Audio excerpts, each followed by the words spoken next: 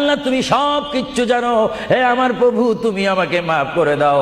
আমার আল্লাহ বলে, তারপরও যদি তোমাদেরকে আমি মাফ না করি, তারপরও বান্দা তোমরা আমার রহমতের দরজা থেকে ফিরে যাইও না।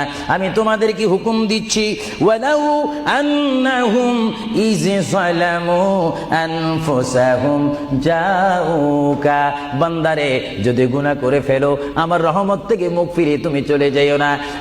বান্দা, আকাশ পরিমাণ যদি গুনাহ করো, পাতাল পরিমাণ যদি গুনাহ করো, সাগরের পানি পরিমাণ যদি গুনাহ করো, পাহাড় তুলনায় যদি তুমি গুনাহ করো, আমার দরবার থেকে তুমি নিরাশ হইও না। বান্দা, আমি তোমাকে একটি রাস্তা বাতাই দিচ্ছি, একটি পথ তোমাকে আমি দেখাই দিচ্ছি। সেই পথটি কোন পথ তোমরা জানো? ওয়ালাউ আন্নাহুম ইয যালামু আনফুসাহুম জাউকা, বান্দারে যখন তোমরা বরবাদ হয়ে যাবে তখন তোমাদেরকে একটা পথ আমি তোমাদেরকে দেখাই দিলাম। সেই পথটির নাম হচ্ছে আমার রাসূলের মদিনা। জোরে বলেন সুবহানাল্লাহ।